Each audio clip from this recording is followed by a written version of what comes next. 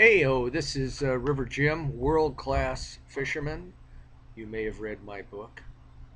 If you can read backwards, you need to get this book. Excellent book. Um, this is my second attempt at this, whatever you want to call it, and I've had some reaction. My wife was mortified, as any wife would probably be. My brother, he thought there might be something to this, but he thought for sure I'm going to blow it because I have a tendency to get aggravated when thinking about politics. And I'm really committed. I'm going to stay cool. I'm going to put on my Zen fishing head. And if you've read my book, River Jim, you'll understand what that's all about. So I'm going to behave. I'm going to try to control this. Anyway, big news today. Big news this week, big news this month. O'Reilly got the hook. Can't think of a more deserving fella. Apparently, he got the hook for misbehaving with women. So I did a little research with people that I know, and having been famous once, I know some people. I have people in positions of power, and apparently O'Reilly is notorious for being a very, very poor lover. Um, his hygiene isn't good. Um, his style, everything. It's notoriously bad. And so the only way he could possibly find romance, apparently, uh, outside of the norm, was to try to force women through bribery or whatever to have an affair with him. And according to what these women are saying, it doesn't sound like it worked ever. But too high a price to pay, apparently. But anyway, I've been taking a look at these talking heads, and I'm trying to figure out how I can really capitalize on the things they did. I can see that all these guys have some things in common. O'Reilly, uh, he's uh, he's smarmy.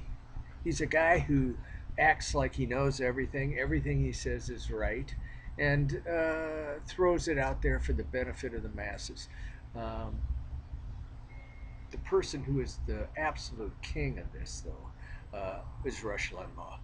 This guy, when you listen to him, he puffs up and he talks about his excellence in radio broadcasting, and he talks down about people and things. He has his little cute little sayings like feminazis, and his he calls them nags, National Association of Gals. He claims they're whores to liberalism. Uh, he's smarmy. He's and his fans love it. They call themselves ditto heads because they really don't have anything to say, and so they just want to mimic whatever and want to be like Rush, and so they just say ditto. Anyway, this this bluster is really something. I'm not sure I can pull it off. I'm not a big bluster guy. I don't think. But I'll work on it. I'll see if I can get some bluster. Anyway, there's also some information that I have that's really interesting that you may not have heard about our friend Rush. And on his show, if you listen to it at all, he talks about Snidely, Snidely this and Snidely that, and no one ever answers. And the truth behind this is that that Rush was really seriously committed to opiates. He was a big stoner, and in the worst kind of way with oxycodone and opiates. And what happened was, as invariably happens when you overdo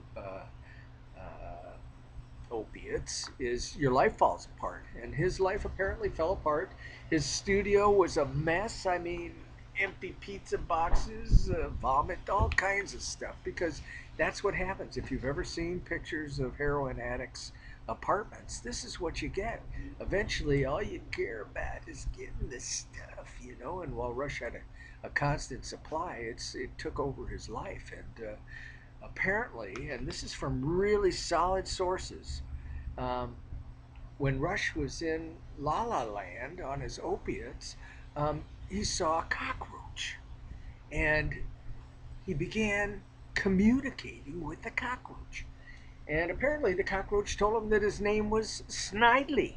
And so Rush Limbaugh has been talking to Snidely ever since. Snidely, what do you think about the feminazis?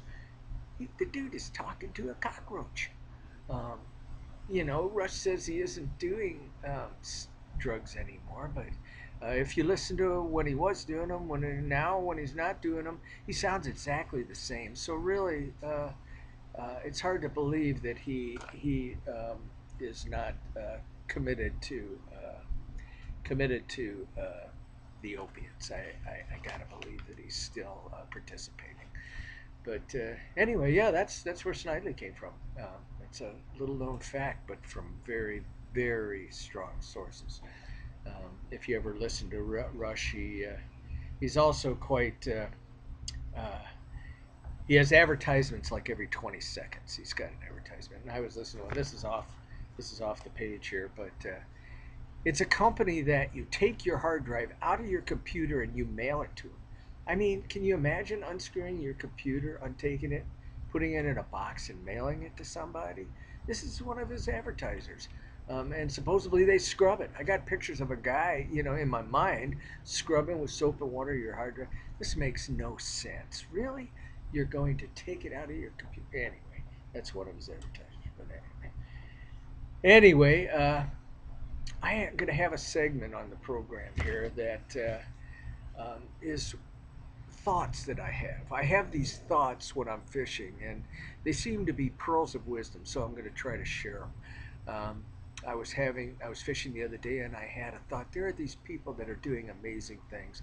They're taking care of children. They're trying to cure cancer. They're working for world peace. They get awards, and you gotta love these people. They're going into horrible, dangerous zones and trying to help people. And then I think about myself, and I was thinking as I was fishing there, really the most success I have in a day is when I have a firm stool. And I thought to myself, River Jim, you can do better. And I'm going to commit to that. Anyway, that was my deep thought from this fishing trip. And I got to tell you that I'm going to be leaving. I'm going to be going up north for a while.